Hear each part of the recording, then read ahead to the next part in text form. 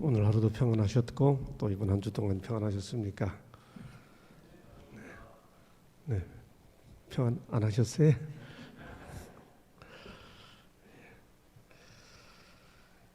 예, 재림 신앙에 대한 성찰, 우리 자신들의 모습을 이렇게 반성하며 살펴보는 시간, 그 세 번째 시간으로 오늘은 종말 신앙 너머의 그 무엇이라고 하는 제목으로 함께 살펴보겠습니다.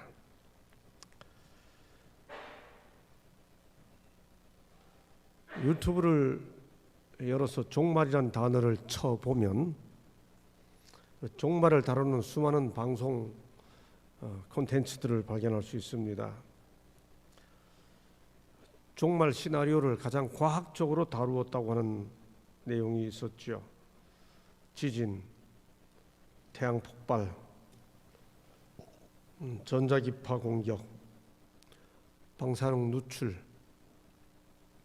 슈퍼바이러스, 인구 포화, 자연재해, 핵전쟁, 조류독감, 방사능 폭탄, 경제 붕괴. 심상치 않습니다. 기후도 심상치 않고 돌아가는 상황도 늘 살아오면서 우리가 그런 얘기를 들었습니다만 정말 심상치 않습니다. 그래서 작년에 미국 핵과학자회가 지구의 남은 시간을 1분 30초로 당겼습니다. 세계의 과학적인 현상을 가장 대중적으로 다루는 잡지가 있죠. 내셔널 지오그래픽지입니다.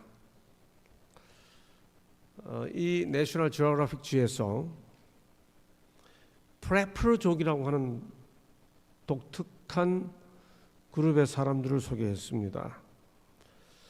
프레프족이 뭘까요?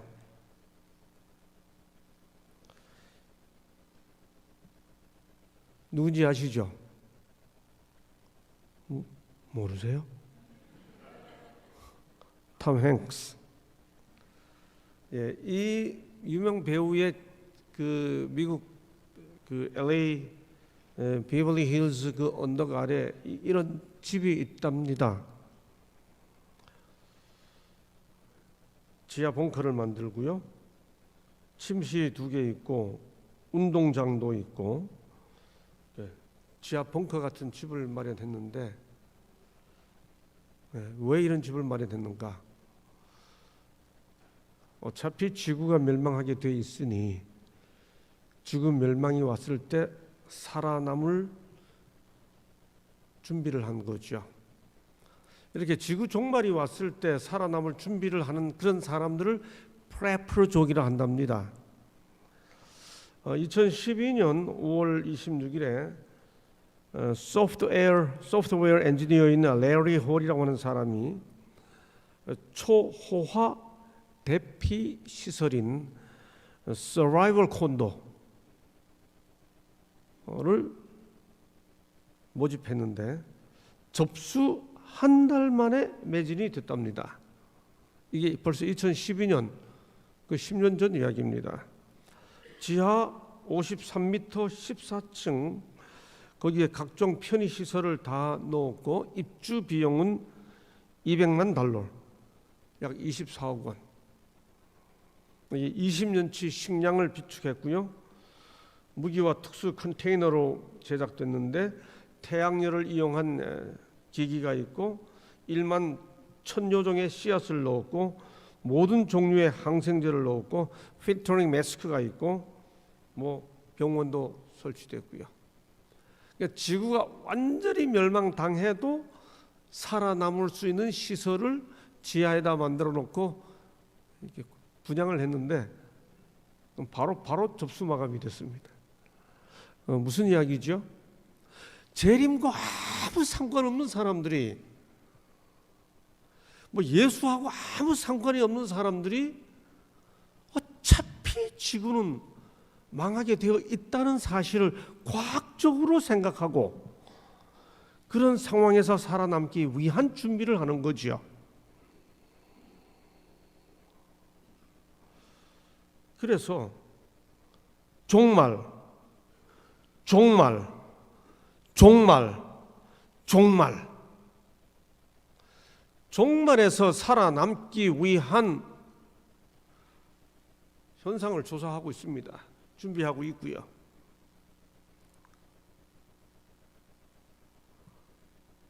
작년 한국의 어느 지방에 연합 집회가 있어서 초청을 받고 집회가 마친 다음에 안식일 오후에 프리 Q&A 시간이 있었습니다. 아무 질문이든지 하고 싶은 질문 하라 하시고 제가 대답할 수 있으면 대답하고 못하면 못한다고 하는 그런 프리 Q&A 질문이 있었는데 시간이 한참 부르고 한 분이 손을 드셨습니다. 일어나셔서 벌써 얼굴빛부터 눈빛부터 공격적이었습니다. 말투도 아주 공격적이었고요. 목사님, 저는 40년 전 예수님이 곧 오실 거라고 생각하고 산에 들어와서 지금껏 살고 있습니다. 그런데 내가 지난 10년 동안 교회 진암을 분석했는데 교회 진암에 재림 후 전에 있을 환란을 어떻게 준비하라는 기사가 거의 없습니다. 목사님도 교회 지도자 중에 한 분이시니 이 현상에 대해서 어떻게 생각하시는지 대답을 좀 주시고 교회가 잘못하고 있다고 생각되면 공개적으로 사과하십시오. 대단히 공격적인 질문이었습니다. 그분이 그렇게 말씀하시길래 제가 한 사람의 재림 성도로서 교회의 공식 언론 매체가 그런 문제 꼭 다루어야 될 거라고 생각되는 문제를 충분히 다루지 못했다고 생각하신다면 얼마든지 사과를 드리겠습니다 라고 인사를 드린 다음에 되물었습니다. 장로님, 그런데 환란을 왜 피하려고 그러세요? 이분이 그게 질문이 되느냐고 제게 다시 물었습니다. 쳐다봤습니다. 환란 당연히 피해야 되는 것 아니냐는 표정이었죠. 그걸 질문이라고 합니까? 당연히 피해야 되는 것 아닙니까? 장로님, 환란을 피하는 게 목적이세요? 대답을 못하셨습니다. 다시 물었습니다. 환란을 피하는 데는 성공하셨는데 재림을 맞이하지 못한다면 환란을 피한 게 무슨 의미가 있습니까?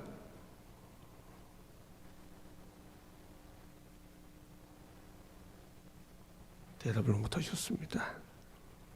여러분, 우리는 왜 환란을 피하려고 합니까? 아니, 예수와 아무 상관이 없고 재림과 아무 상관이 없는 사람들도 종말을 피하고 환란을 피하기 위해 준비하고 있는 프레퍼족이 늘어나고 있는데 우리는 프레퍼족입니까?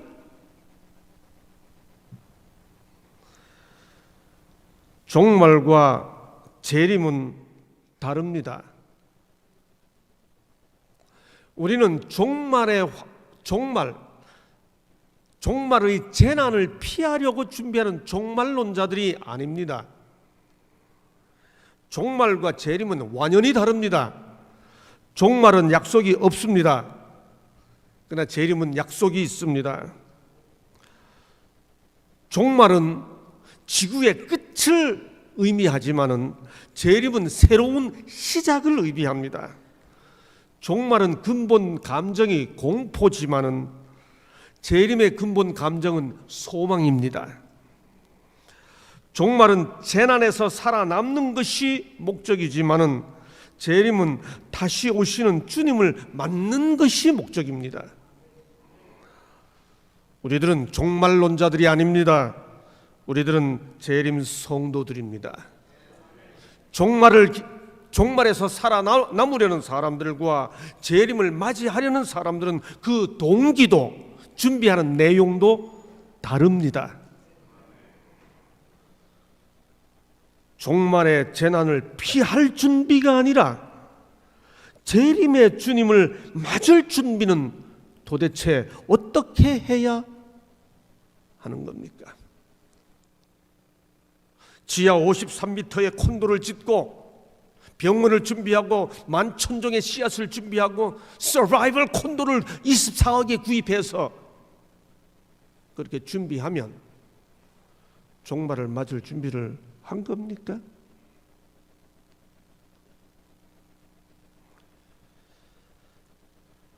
성경은 재림의 소망에 대해 이렇게 설명합니다.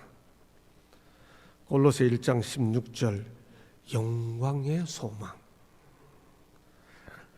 갈라디아서 5장 5절 의의 소망, 디도서 2장 13절에 복스러운 소망,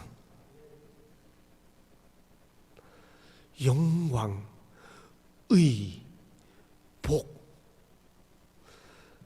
저희 부모님 세대가 부르던 노래가 하나 있습니다. 제목이 희망갑니다.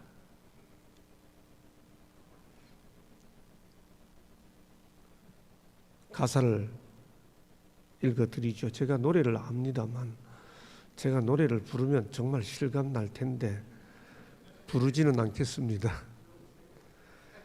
이 풍진 세상을 만났으니 너의 희망이 무엇이냐? 부귀와 영화를 누렸으며 희망이 족할까? 푸른 하늘 맑은 달 아래 누워서 곰곰이 생각하니 세상 만사가 춘몽 중에 또다시 꿈 같도다. 제목이 희망갑니다. 여러분, 그런데 가사를 읽어보니 희망스럽습니까? 절망스럽습니까? 이 풍진, 제가 제목을 바꿨습니다. 희망가가 아니고 허망가.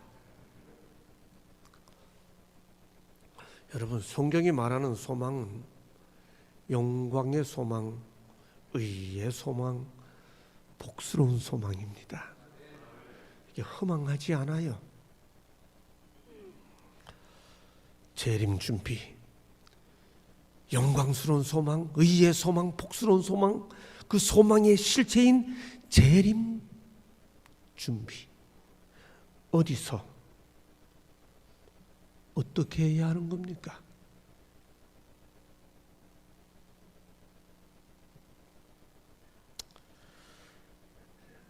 제 고향입니다. 대길입니다. 큰 대자 터 기자. 강원도, 대한민국에서 제일 큰 도. 명주군, 강원도에서 제일 큰 군. 왕산면, 명주군에서 제일 큰 면. 대길이. 우리 고향 사람들은 우리 자기 고향을 그렇게 소개하며 시골 사람들이 자부심을 느끼며 살았습니다. 저는 초등학교 졸업할 때까지 단 한 번도 버스를 본 적이 없습니다. 전기불도 본 적이 없고요. 가방을 들어본 적이 없습니다. 책보 싸가지고 재생 고무로 만든 검정 고무신 두 짝을 엮으면 기차가 되고 한 짝을 접으면 택시가 되고, 그렇게 모래에서 놀았습니다. 수업하다가 산판 한다고 하는 나무배는 트럭이 들어오면 선생님이 수업을 중단시켰습니다. 아이들이 차 구경한다고 다 뛰어가고, 트럭에서 배기가스를 내뿜으면 아이들은 그 배기가스를 따라가면서 들이마셨습니다. 막 들이마셨죠. 뱃속에 회충 죽으라고 들이마셨습니다. 그 시골에 어느 날 무장공비가 왔습니다. 저는 저희 집 부엌에서 무장공부를 만났습니다. 밖에서 놀다가 1968년 1월 21일 김신조가 왔던 1.21 사태, 그해 12월 18일 유명한 이승복 사건이 있던 그해 68년 7, 8월 울진 삼척 무장공비 침투 사건 때 북상하던 무장공비가 우리 마을을 지나가면서 저희 집 부엌에 고추장 얻으러 왔었습니다. 그 공비는 그 다음날 예비군 아저씨들에게 사살당했죠. 그 첩첩산중 무장공비가 북상하는 바로 그 산중에 어느 날 한 사람이, 한 가정이 이사를 왔습니다. 그런데 그 집에는 웬 기계를 놓고 국수를 기계에서 뽑아서 팔았기 때문에 국수집이라고 불렸습니다. 근데 그 집에 사람들이 아이들을 모아서 뭔가를 가르쳤습니다. 4, 5살 때쯤 됐을 때입니다. 제가 누님 등에 업혀서 그 집에 가서 뭔가를 듣고 뭔가를 배웠습니다. 그때 배운 노래 중에 제가 지금도 기억하는 노래가 있습니다. 베드로, 안드레, 야고보, 요한, 빌립과 바돌로메, 도마, 마테, 야고보, 다데오, 열심당 시몬, 예수님 배반한 가룟 유다. 저는 그분들이 거기 와서 뭐 하는 사람인지 전혀 몰랐습니다. 그분들과 아무 상관없이 고등학교 2학년 때 우리 교회를 나왔습니다. 그리고 목사가 되고 어느 날 충청도에 가서 성도들과 함께 여름 야영 집회를 하다가 이 이야기를 했습니다. 끝난 다음에 어떤 분이 오셔서 목사님, 아버님 함자가 어떻게 됩니까? 저희 아버님을 아십니까? 대길이를 아십니까? 아버님 함자를 대니까 목사님이 그분의 자제분이십니까? 제가 그 국수집 막내 아들입니다. 그랬습니까? 거기 왜 오셨습니까?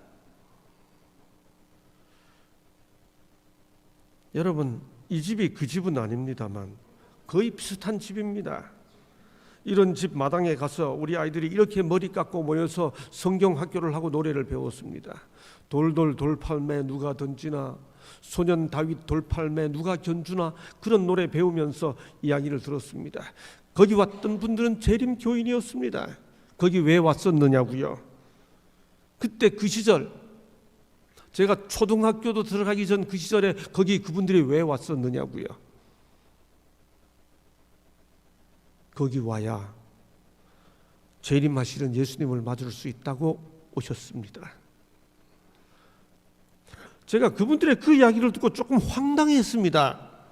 왜냐하면 제가 대기댁, 강릉 김가 대기댁 11대 종손이기 때문에 그렇습니다. 대기에 와서 재림 준비가 되면 우리는 11대 전부터 되어 있어야 하는 사람들이지요. 이미 제가 11대를 살고 11대 종손이니까요. 대기가, 내 고향 대기가 재림을 준비하는 곳인가? 아무것도 모르고 우리는 11대를 살아왔는데 이분들은 여기를 재림 준비한다고 오신 겁니다. 이것저것 집회를 하다 보면 60, 70년대에 재림 준비한다고 시골 생활하셨던 분들 중에 제게 이렇게 말씀하시는 분들이 있습니다. 저희는 설교 듣고 재림 설교 듣고 재산 정리하고 학교 중단하고 심지어 아이들 교육도 포기했습니다. 그런데 정작 그렇게 설교하신 분들 중에는 그렇게 하신 분들이 없었습니다. 사과받고 싶습니다. 목사님도 교회 지도자 중에 한 분이시니 사과하십시오. 제가 사과드린다고 말씀드립니다. 뭐가 문제입니까? 이름하여 재림 성도인 우리가 재림 준비를 어디서 어떻게 해야 하는 겁니까?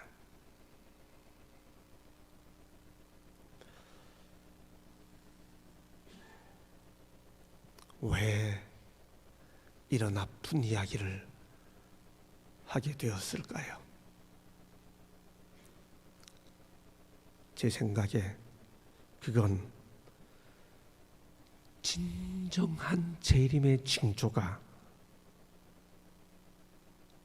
무엇인지 몰랐기 때문입니다.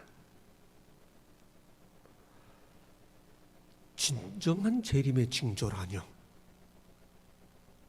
여러분, 성경도 모르고 예수도 모르는 사람들도, 프레포족들도 핵전쟁, 슈퍼바이러스의 침투, 경제붕괴 이런 것 때문에 프레포족이 됩니다. 왜요? 그 모든 게 종말의 징조라고 생각하기 때문인 거지요. 재림과 상관없이요. 그렇다면 뭐가 재림의 징조인가요? 마태복음 24장 3절에 보면 제자들이 예수님께 물었습니다.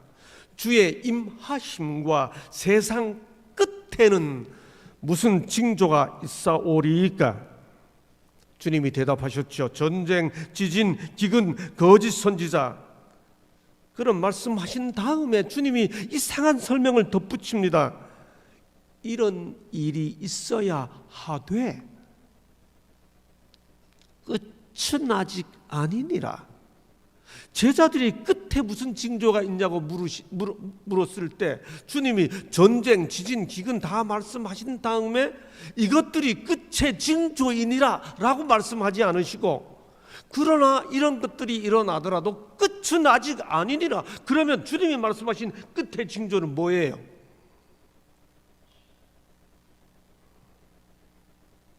이어서 하신 말씀, 이 모든 것이 재난의 시작이라.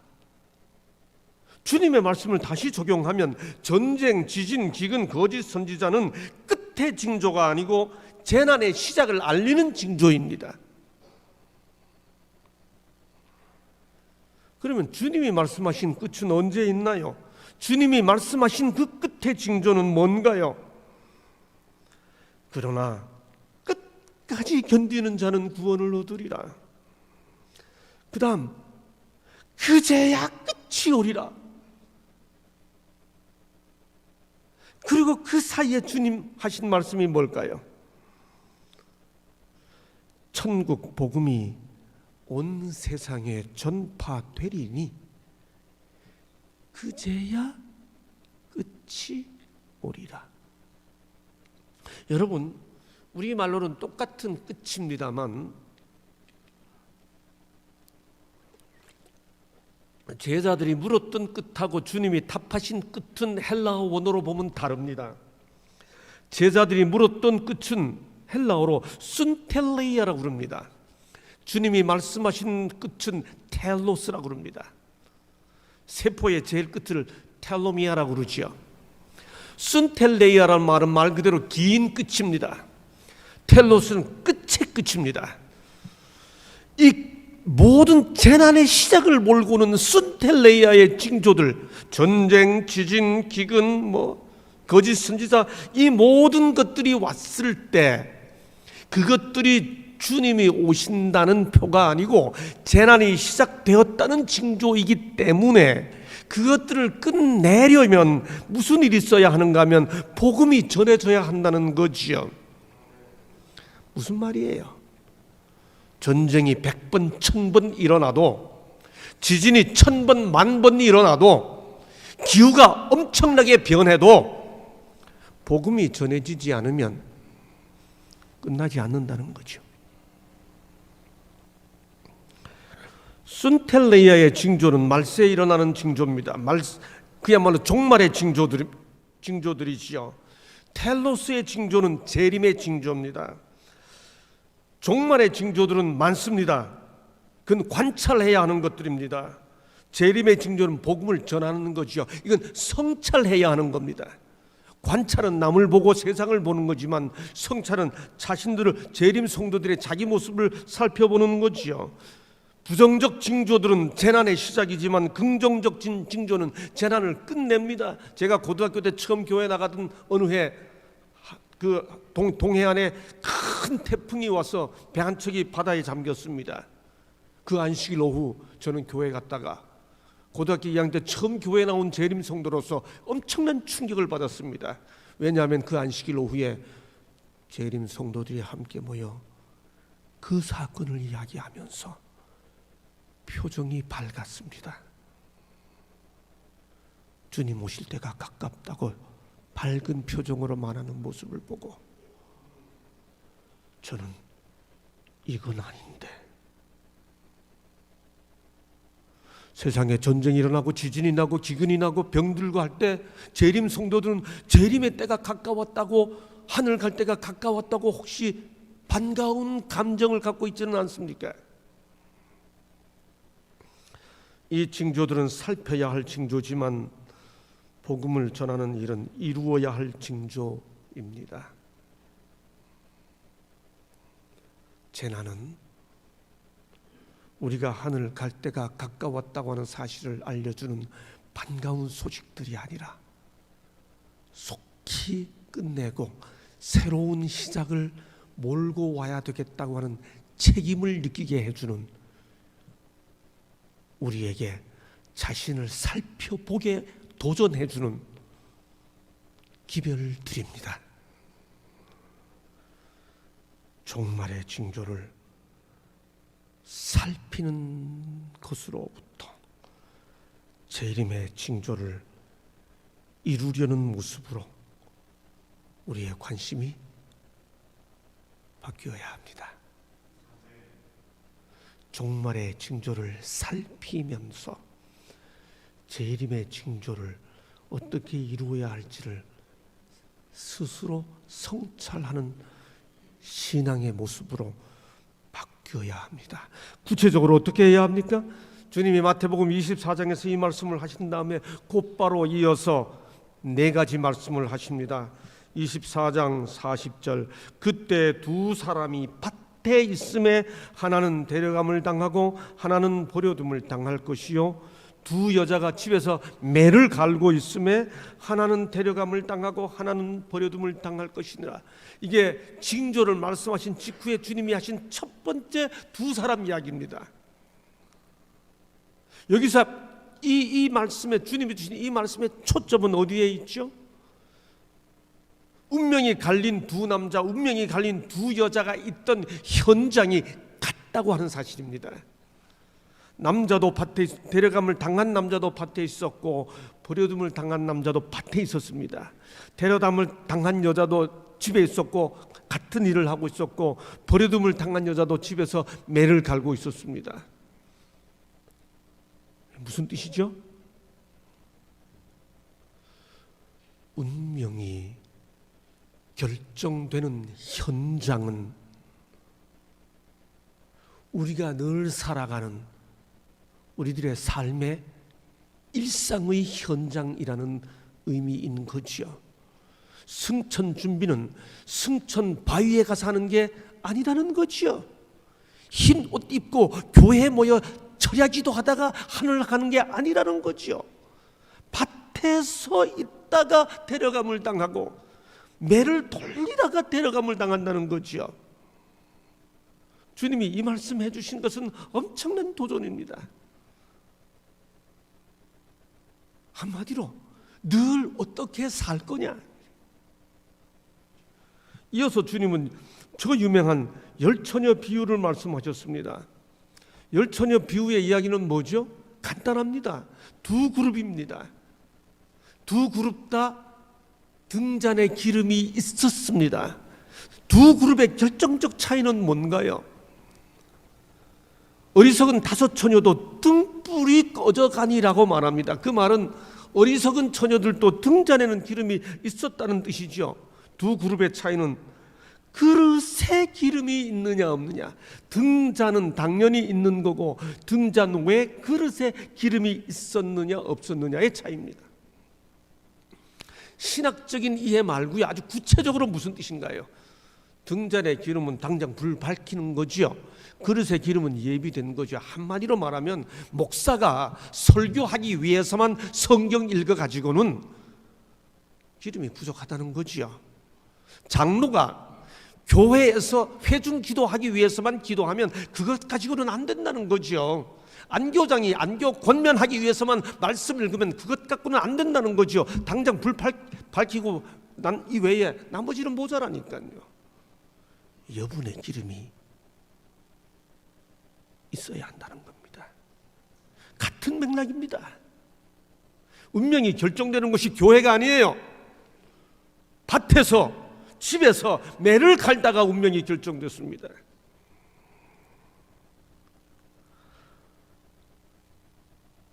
달란트 비유는 세 그룹인 것 같지만은 사실 두 그룹이죠. 달란트, 한 달란트, 두 달란트, 다섯 달란트 줬는데 운명이 결정되는 기준은 두 가지뿐입니다. 두 달란트 받은 자가 두 달란트 남긴 것처럼, 다섯 달란트 받은 자가 다섯 달란트 남긴 것처럼, 한 달란트 받은 자가 한 달란트만 더 남겼어도 같은 상을 받는 거지요. 얼마를 받았느냐가 아니고 얼마를 남겼느냐입니다. 와이슨 실물교훈 325쪽에서 설명합니다. 예수께서는 그의 재림을 기다리는 것이 무엇을 의미하는지를 보여주셨는데, 그것은 무료하게 기다리는 일로 시간을 보낼 것이 아니라 부지런히 일하면서 시간을 보내라는 것이었다. 무슨 일요? 그 무슨 일을 하면서 달란트를 남기나요, 주님? 마치 그런 질문에 대답하기라도 하듯이 주님은 곧바로 이어서 마태복음 25장 32절로 46절의 말씀을 하시죠. 지극히 작은 자 하나에게 한 것이 곧 내게 한 것이니라. 그 모든 이야기는 뭔가요?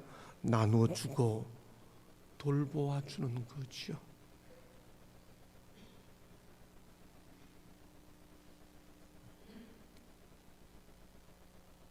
재림 준비 어디서 합니까? 남자들은 밭에서, 여자들은 집에서 뭐 하면서 합니까? 남자들은 밭 갈다가, 여자들은 매를 돌리다가. 어떻게 합니까? 그릇에 기름을 채우면서 합니다. 어떻게 합니까? 기름을 채우는 게 뭡니까? 달란트를 써서 합니다. 누구한테 씁니까? 지극히 작은 자 하나에게 씁니다. 이게 주님이 주신 모든 말씀입니다. 여기서 재림을 기다리는 사람들이 어떻게 살아가야 하는지에 대한 중요한 두 가지 국면을 배우게 됩니다. 재림을 기다리는 사람들이 살아가는 삶의 양식에는 두 가지 차원이 있다는 걸 알게 됩니다. 하나는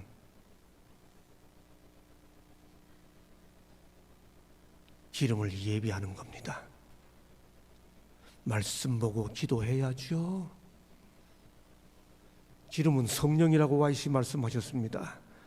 재림 준비는 하나님과 함께 관계를 회복하는 수직 국면이 있습니다. 그런데 재림 준비에는 달란트 비유와 작은 자를 돌보는 말씀이 있죠. 재림 준비가 다른 게 아니라는 거죠. 사람과 사람 사이에서 이루어야 할 재림 준비가 있다는 거죠. 재림 준비의 수직 국면과 재림 준비의 수평 국면이 있습니다.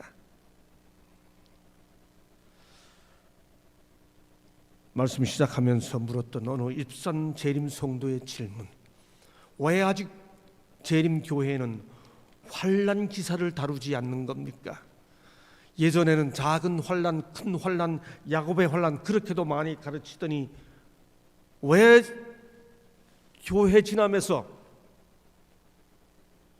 교회가 가야 할 방향을 말해주는 처치 매뉴얼에서, 교회 요람에서 패스해서 왜 환난 얘기를 안 합니까? 장로님, 환난 피하는 데 성공해서 어떻게 하시려고요? 뭘 놓친 거지요?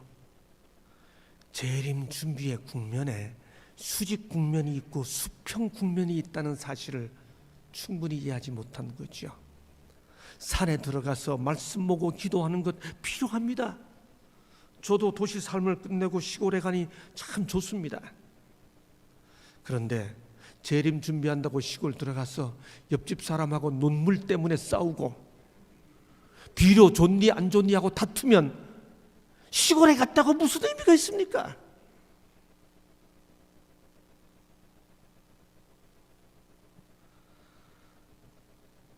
재림 준비의 수직 국면과 수평 국면에 대해 복음서 다음에 사도들은 여러 군데서 이런 기별을 줍니다. 제가 한번 재림 준비를 어떻게 해야 되나 하는 생각을 가지고 성경을 다 찾아봤습니다. 성경에서 주의 날이 가까우면 우리 보고 어떻게 살라고 하나? 이런 말씀이 있었습니다.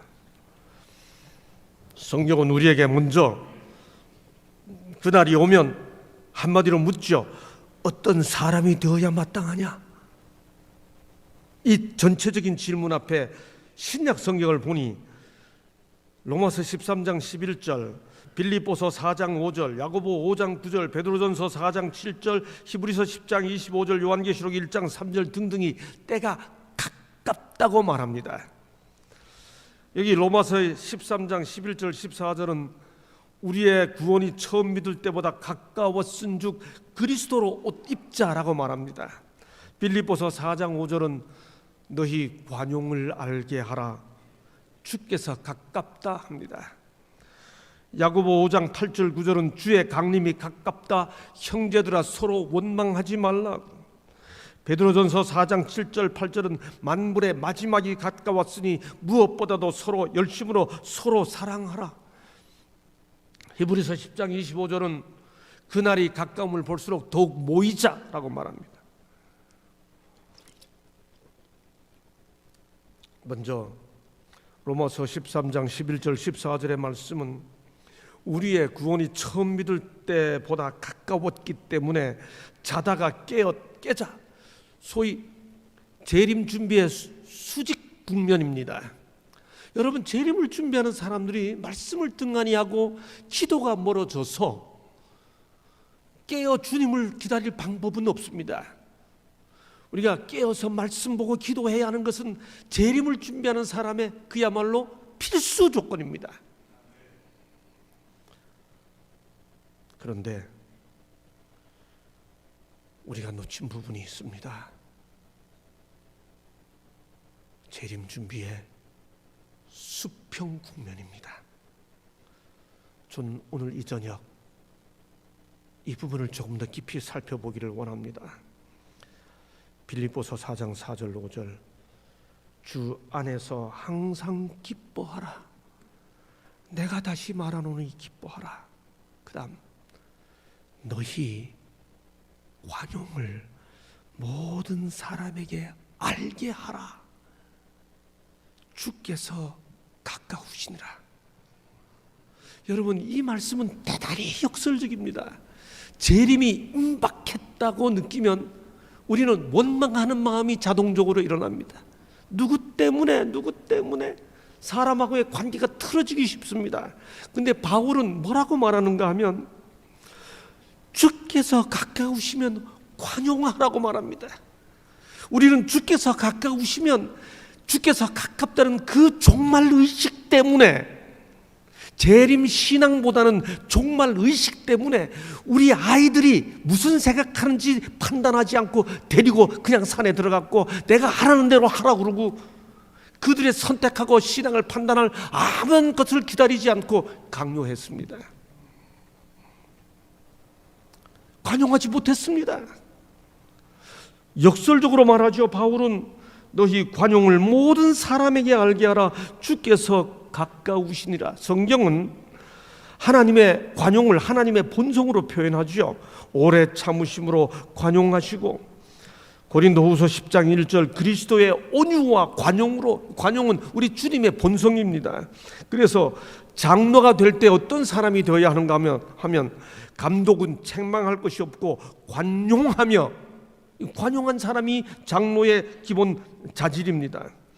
다시 디도서에 보면 바울이 디도에게 너는 그들로 하여금 다투지 말며 관용하며 범사의 온유함을 모든 사람에게 나타낼 것을 기억하게 하라라고 말합니다.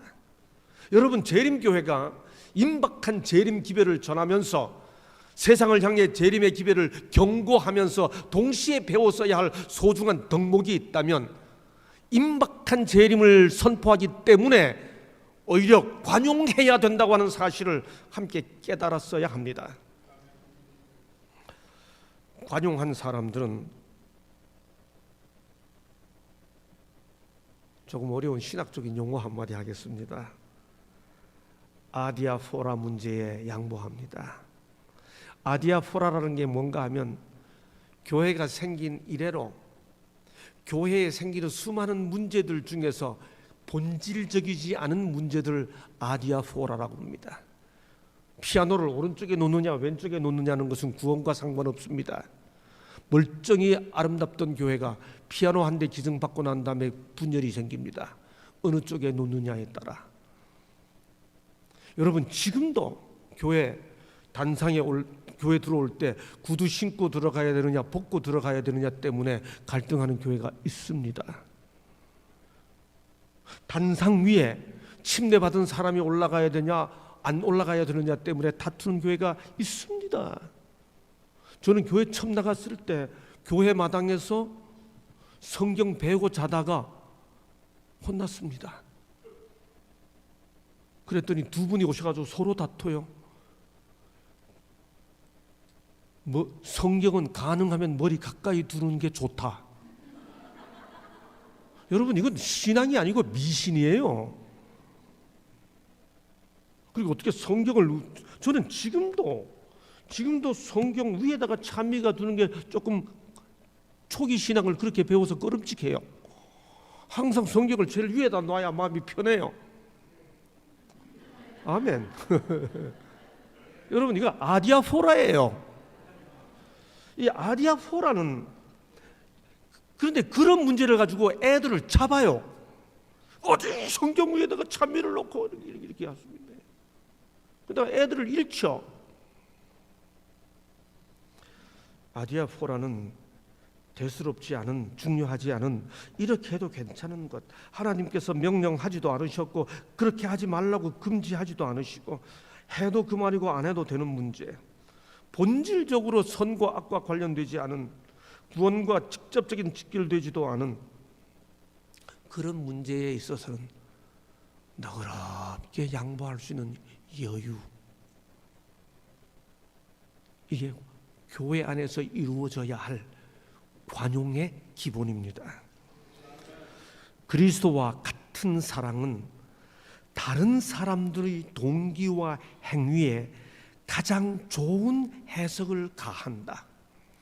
이것은 쓸데없이 그들의 잘못을 드러내지도 아니하고 불리한 보고에 열심히 귀를 기울이지도 아니하고 오히려 다른 사람들의 좋은 품성들을 기억하고자 노력한다. 저는 제가 교회를 담임한 교회에 대해서 제가 은퇴하면서 새로운 교회 담임을 하게 됐습니다. 제가 그 교회 부임 설교하면서 그랬습니다. 저는 우리 교우님들이 제게 와서 누구 나쁘다는 이야기하면 그 순간 제가 다른 생각하기 시작합니다. 전 그때부터 그 이야기 안 듣습니다. 제 눈빛 보면 아실 겁니다. 그리스도와 같은 사랑은 다른 사람들의 동기와 해석의 행위에 가장 좋은 해석을 가한다. 그랬을 거야. 그것도 그랬을 거야. 그래서 그랬을 거야. 그런 마음으로 했을 겁니다. 그랬을 겁니다. 어제 말씀드렸죠. 복음이 잡음이 되고 소음이 될 수 있습니다. 여러분, 복음이 되려면, 듣는 사람에게 복음이 되려면 내용 자체가 복되어서 메시지가 복되었는데 그것을 전하는 메신저가 복되지 않으면 복된 메시지가 메신저를 통해 소음이 됩니다. 이게 가장 좋은 해석을 가하는 사람들이 가져야 할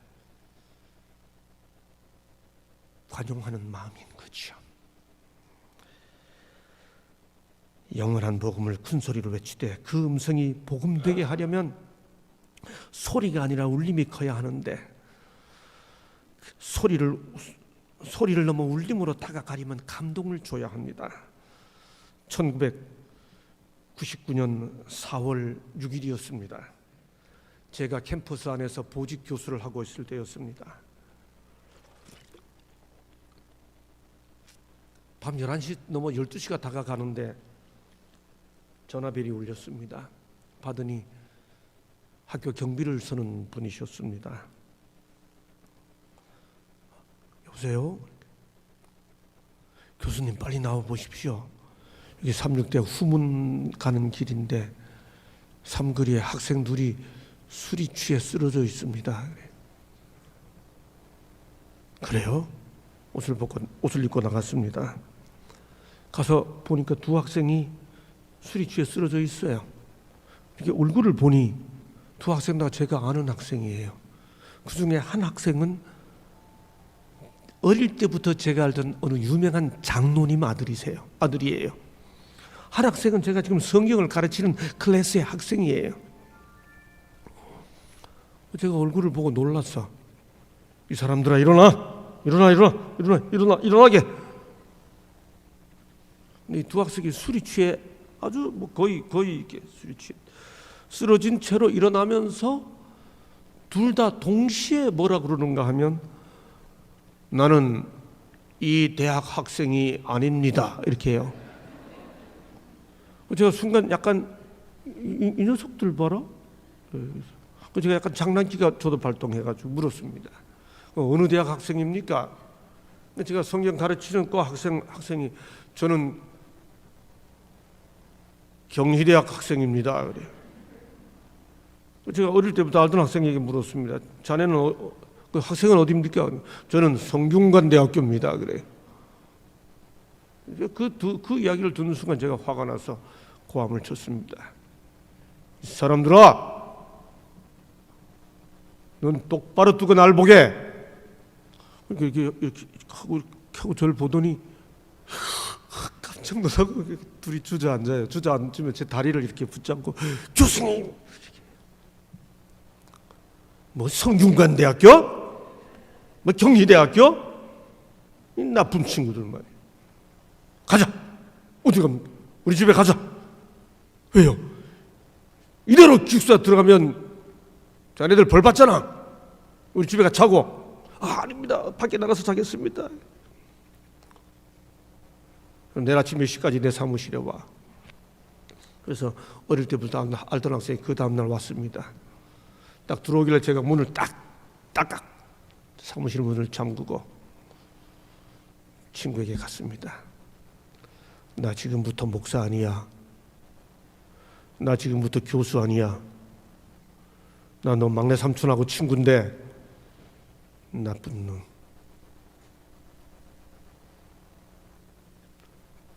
믿음이 없으면 의리라도 있어야 될 거 아니야. 깡패도 의리가 있는데 100번 설교해도 너 같은 녀석이 이렇게 하면 설교 아무 의미 없는 것도 잘 알잖아. 제가 지금은 그렇게 안 합니다만 제가 젊었던 시절이라 제가 그 다음 이렇게 말했습니다. 술을 처먹었으면 깨고 들어와야지. 어디서 술이 취해 캠퍼스에 쓰러져 있나?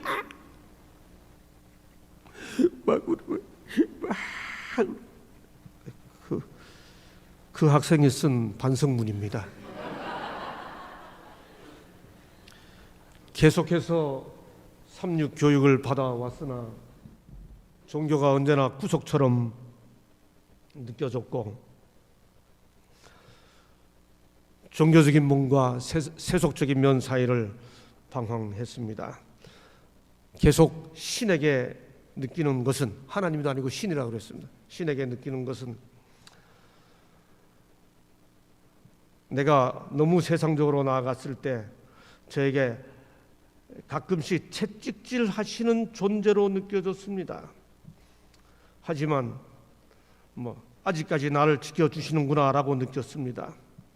이번에도 후배랑 술을 먹고 학교에서 제일 친분이 있는 김상래 교수님에게 알려지게 된 것도 다 뜻이 있어서라고 생각합니다.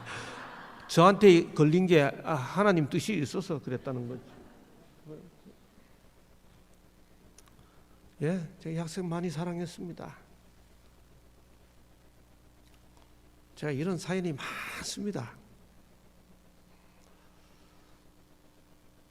그렇게 하고 저는 그 다음에 잠시 외국으로 연구를 위해 떠났습니다. 이 당시에 이 학생이 4학년이었습니다. 제가 귀국해서 다 잊어버리고 일을 하고 있는데 이 일이 있던 때로부터 4년이 지난 어느 날 저에게 편지 한 장이 날아왔습니다. 교수님, 그간 평안하셨습니까? 계속 연락을 드려야 한다는 마음은 가지고 있었습니다만 이제야 편을 드는 것 용서하십시오. 학교에 계시니 저 같은 학생들을 다루시느라 계속 힘드시지 않을까 생각해 봅니다. 지난 일입니다만 저 때문에 마음고생 많으셨던 것 죄송합니다. 하지만 저의 인생 이젠 확신에 찬 인생입니다. 무엇을 생각하며 무엇을 위해 살아야 하는지 아는 인생이고 주님께서 함께 하시고 저가 감당할 수 있는 최고의 길로 인도하신다는 확신과 감사에 찬 인생입니다. 와, 바뀌었죠? 정말 좋은 하나님입니다. 교수님, 일말의 가치도 없는 절 사랑하신 하나님, 그 은혜를 감당 못할 지경입니다. 절 안타깝게 지켜봐 주시고 교훈하시고 용서해 주신 교수님 정말 감사합니다. 그리고 피해가고 싶지만 피해갈 수 없는 아들 얘기를 해야겠습니다. 교수님, 무례를 용서하십시오. 또 한 번 철면피 짓을 했습니다. 지금까지 내용이 너무 좋았는데 갑자기 여기 와서 무슨 또 철면피 같은 짓을 또 한 번 했다고 그러니 제가 가슴이 철렁했습니다. 이 친구 성이 김씨입니다. 5개월 전에 아들을 낳았답니다. 그리고 5개월 동안 아들 이름을 뭐라고 지을까 고민했답니다. 그리고 5개월 만에 드디어 아들 이름을 지었답니다. 뭐라고 지었는가 하면 김상래라고 지었답니다.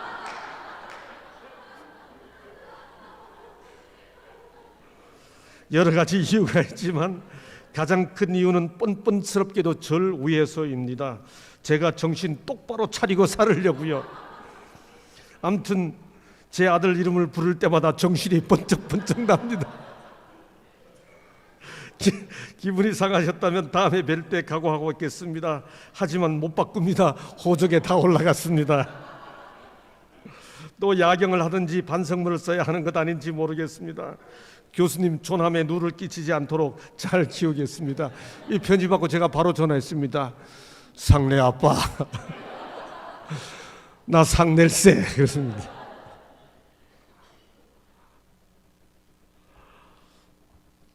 여러분, 저는 이번에 와서도 상래 아빠하고 통화했습니다. 상래 엄마도 만나고 부족한 저를 통해 이 젊은 친구가 하나님을 느끼고 선생을 통해 역사한 하나님께 감사한 마음으로 선생 닮고 싶다고 아들 이름을 제 이름을 따서 지었다는 그 사실 하나만으로도 선생하기를 잘했다 하는 보람을 느낍니다. 그때 제가 너네 아버지가 어떤 분인데 너한테 장학금을 얼마나 줬는데 나쁜 놈, 너는 이런 벌 받아야 돼. 그렇게 했었더라면 무슨 일이 생겼겠습니까? 작지만 부족하지만 관용해줬던 그 열매가 이런 모습으로 나타난 거죠. 지난 일이지만 저 때문에 마음고생 많으셨던 것 죄송합니다. 하지만 저의 인생 이제는 확신에 찬 인생입니다. 무엇을 생각하고 무엇을 위해 살아야 하는지 아는 인생이고, 주님께서 함께 하시고 저가 감당할 수 있는 최고의 길로 인도하신다는 확신과 감사에 찬 인생입니다. 관용을 알게 하라. 주께서 가까우시더라. 재림을 확신하고 재림이 임박했다고 느끼는 사람들이라면 관용을 보이라는 겁니다. 이게 재림 준비라는 겁니다. 다시 야고보 사도는 이렇게 말합니다. 그러므로 형제들아, 주께서 강림하시기까지 길이 참으라. 보라, 농부가 땅에서 나는 귀한 열매를 바라고 길이 참아 이른 비와 늦은 비를 기다리나니 너희 마음도 너희도 길이 참고 마음을 굳건하게 하라. 주의 강림이 가까우니라. 형제들아, 서로 원망하지 말라. 그리하여야 심판을 면하리라. 야고보 사도는 주의 강림이 가깝다고 하면서 계속해서 두 가지를 반복합니다. 길이 참으라, 길이 참아, 길이 참고 오래 참음, 인내. 재림을 준비하는 사람들이 반드시 기억해야 할 덕목이 있다면 참는 거라는 거죠. 그것도 길이 참으라고 말합니다. 이 길이 참으라는 이 헬라어 원어를 살펴보게 되면 그야말로 조장하지 않는 겁니다. 조를 심어놓고 이게 빨리 자라지 않는 걸, 빨리 자라는 걸 보고 싶다고 뽑아놓으면 말라 죽습니다. 농부처럼 길이 참아야 된다는 거죠. 마음을 굳게 하라고 말합니다. 그리고 주의 강림이 가깝다고 한 다음에 특별히 뭐라고 말합니까? 주의 강림이 가깝다는 그 다음 말에 곧바로 이어지는 말이 형제들아, 서로 한쪽을 향해 하는 말이 아닙니다. 서로 원망하지 마라. 그래야 심판을 면한다. 보라, 심판주가 문 밖에 서 계시니라. 여러분, 제가 1970년대 처음 교회 나왔을 때 종종 우리 교우님들이 기도하면서 뭐라고 기도했는가 하면 주님 오시는 발자국 소리가 들립니다. 재림 준비가 뭐예요? 서로 원망하지 않는 거라는 거죠. 야고보 사도는 재림 준비가 말씀 보고 기도하기 위해 시골 들어가는 것으로 끝날 게 아니고 수평적 준비가 필요하다는 거지요. 원망은 왜 하죠? 자존감이 낮은 사람들이 원망하죠. 비난하고 저주하고 혐오하고 칼처럼 말을 내뱉습니다. 여러분, 성경에 원망이란 단어가 42번 나오는데 그 중에 42번 중에 총 24번이 출애굽 회중들에 의해 언급됩니다. 애굽에서 나와서 가나안 땅을 향해 가는 사람들에 비해서 수많은 원망이 나왔습니다. 42번 중에 24번이 구원 공동체에서부터 비롯됐습니다. 야고보 사도는 서로 원망하지 말라. 원망의 대상이 세상 사람들이 아니라는 거죠. 유대 교인들이나 부자들이 아니라는 거죠. 함께 신앙생활에는 서로라는 거죠. 교회에 가장 큰 악을 만들어내는 죄악들 중에서 중상하는 말과 비난하는 정신을 제거해 버리기 위해 모든 교회에서는 열렬한 노력을 해야 한다. 혹독한 태도와 결점을 찾아내는 일은 사탄의 소행으로 견책되어야 한다. 상호간의 사랑과 신뢰가 교인들에게 권장되고 강화되어야 한다. 모든 사람은 하나님을 두려워하고 형제들을 사랑함으로 험담과 비난에 대하여 그들의 귀를 막아야 한다. 고자질 장이에게 하나님의 말씀의 교훈을 가르쳐 주라. 증언복음 2권 252쪽. 마지막으로 네 번째로 베드로는 만물의 마지막이 가까웠으니 그러므로 너희는 정신을 차리고 근신하여 기도하라. 수직적 국면입니다. 이어서 무엇보다도 뜨겁게 서로 사랑하고 서로 대접하고 서로 봉사하라고 말합니다.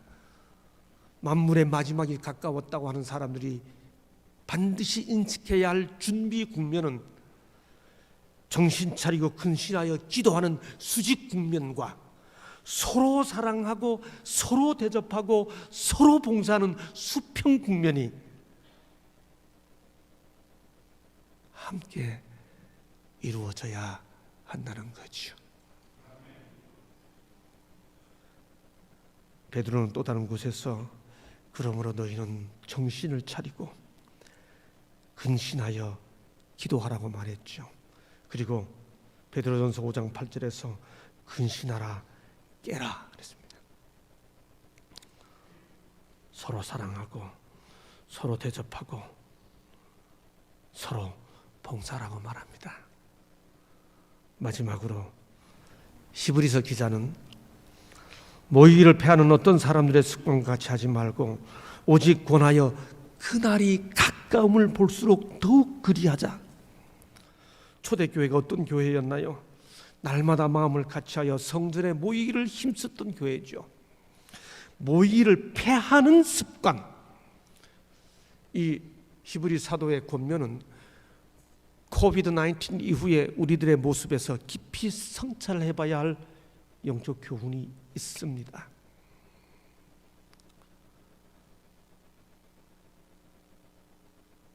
모이지 않고 영상으로 봐도 좋은 말씀들이 많이 있으니 그렇게 집에서 영상으로 보는 말씀에 익숙해진 시대가 됐죠. 그날이 가까움을 볼수록 모이기를 패하는 습관을 지속하지 말고 오직 그날이 가까움을 볼수록 더욱 모이는 습관을 갖자. 잘하셨습니다. 코비드-19 이후에 이렇게 다시 토론토 지역 교회 성도님들이 함께 모여서 집회를 갖도록 계획하신 것 정말 잘하셨습니다. 그리고 부족한 저를 초청해 주셔서 이렇게 여러분을 만날 수 있도록 해주신 것 다시 한번 진심으로 감사를 드립니다. 예수께서도 기도하시는 것을 습관으로 삼으셨습니다. 예수께서 나가사 습관을 따라 감람산에 기도하러 가셨습니다. 습관은 반복 행동이죠.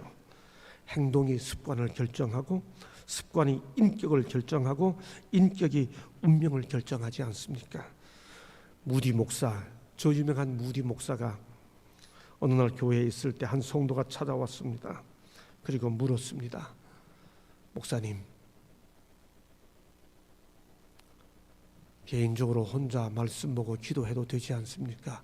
왜 꼭 교회 와야 됩니까? 배치카 앞에서 장작을 떼던 무디 목사님이 그 질문에 대답하지 않고 장작을 하나하나 꺼냈습니다. 꺼내놓으니까 저절로 불이 꺼졌죠. 난로가 불이 꺼지자 추워진 교인이 목사님이 왜 대답하지 않고 불은 끄십니까?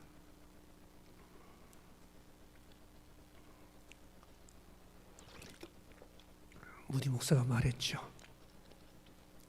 보시게 떨어져 있으면 저절로 불이 꺼지지 않는가?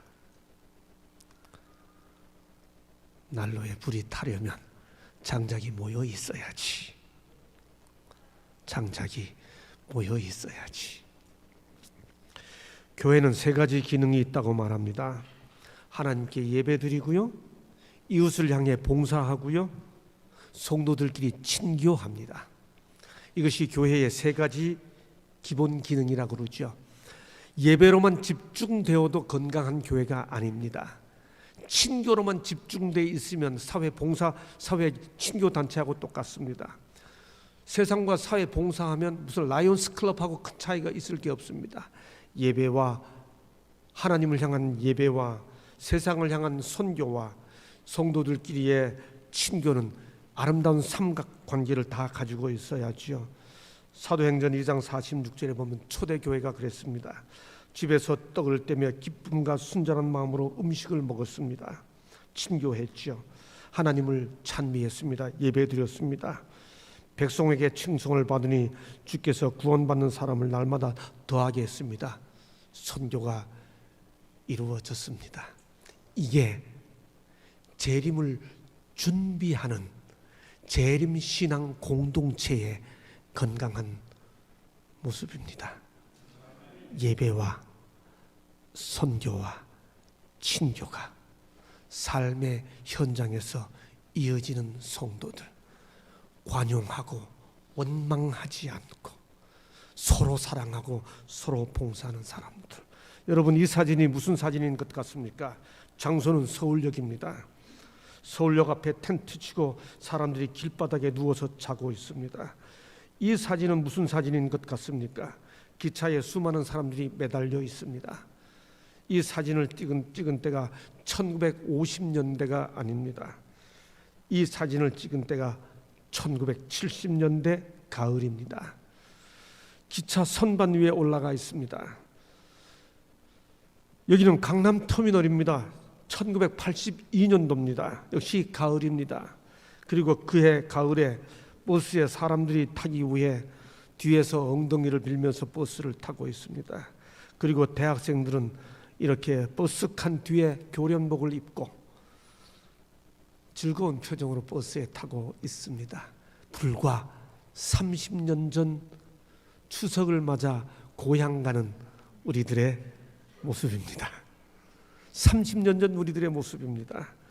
고향 가는 일은 즐겁죠. 사랑 다음으로 가장 많은 주제가, 노래 주제가 고향입니다. 동요, 나의 살던 고향은 꽃피는 산골, 고향 땅이 여기서 얼마나 되나, 고향 고향 내 고향, 벚꽃 피는 내 고향, 깊어가는 가을밤에 고향 그리워. 가곡, 내 고향으로 날 보내주, 내 고향 남쪽 바다, 내 놀던 옛 동산에 오늘와 다시 보니 고향집 쌀이 우린 한방눈이 쌓이네. 동요, 가곡, 그리고 유행가, 코스모스 피어있는 정든 고향역, 머나먼 남쪽 하늘 아래 그리운 고향, 타향살이 몇 해던가, 고향이 그리워도 못 가는 신세, 꿈에 본 내 고향이 마냥 그리워. 그들이 나온 바 본향을 생각하였더라면 돌아갈 기회가 있었으려니와 그들이 이제는 더 나은 본향을 사모하니 곧 하늘에 있는 것이라. 어찌하여 서서 하늘을 쳐다보느냐. 너희 가운데서 하늘로 올리우신 이 예수는 하늘로 가심을 본 그대로 오시리라. 우리는 종말론자들이 아닙니다. 우리는 종말 의식을 넘어 재림신앙으로 새로운 시작을 몰고 오실 그분을 닮아가기를 준비해야 하는 재림 성도들입니다. 우리는 종말에서 살아남기 위해 벙커를 준비하는 프레프족이 아닙니다. 예수께서는 모든 사람들이 눈으로 볼 수 있게 실제적인 모습으로 영광 중에 천사들과 함께 오시죠. 그 영광의 소망, 그 의의 소망, 그 복스러운 소망, 재림을 기다리기 위해 깨어 기도하고 말씀 보며 서로 사랑하고 관용하고 원망하지 않고 서로 봉사하며 수직적 준비와 수평적 준비를 함께 이루어 영광스러운 소망, 의로운 소망, 복된 소망 다 함께 이루는 재림 성도들 되시기를 간절히 바라면서 말씀 마치겠습니다. 아버지 하나님, 우리에게 다시 오마 약속해 주셔서 정말 감사합니다. 그렇게 많은 증거로 가르쳐주고 보여주어도 왜 그렇게 믿지 못하는지 세상 사람들을 바라보면 그게 이해가 되지 않습니다. 그런데 또 한편 생각해 보면 재미있는 게 너무 많고 집착할 게 너무 많고 가치 있게 보이는 게 너무 많아서 그런 것 같습니다. 그런 의미에서 주님, 우리에게 재림의 약속을 기다리게 해주시고 믿게 해주신 것은 정녕 주님의 은혜입니다. 우리로 하여금 재림을 기다리는 소망의 백성들을 되게 해주셔서 감사합니다. 그 약속이 가장 영광된 소망이고 그 약속이 가장 의로운 소망이고 그 약속이 가장 복스러운 소망임을 알고 그것을 향해 살아가는 그런 인생, 그런 가치, 그런 소망의 사람들 되도록 우리에게 믿음을 더해 주시옵소서. 아버지여, 주님께서 그런 소망을 가지고 있다면 어떻게 살아야 하는지를 분명하게 가르쳐 주신 소망스러운 빛을 따라서 정녕 재림을 맞을 준비를 하는 우리들 되게 해 주옵소서. 다만 종말의 두려운 재난에서부터 살아남겠다고 하는 이기적인, 극도로 이기적인 생존 본능이 아니라 사랑하는 주님을 기다리는 변화된 심정으로 사랑하고 또 사랑하면서 그렇게 주님을 닮아가고자 노력하고, 그게 잘 안 되면 최선을 다해 흉내라도 내보겠다는 결심을 새롭게 하는 우리들 되도록 믿음을 더해 주시옵소서. 재림의 소망 주신 것 다시 한번 감사하며 진심으로 마라나타 고백할 수 있도록 우리의 심령들 붙잡아 주시기를 감사하며 다시 오겠다 약속하신 재림의 주님 예수님 이름으로 간절히 기도하옵나이다. 아멘.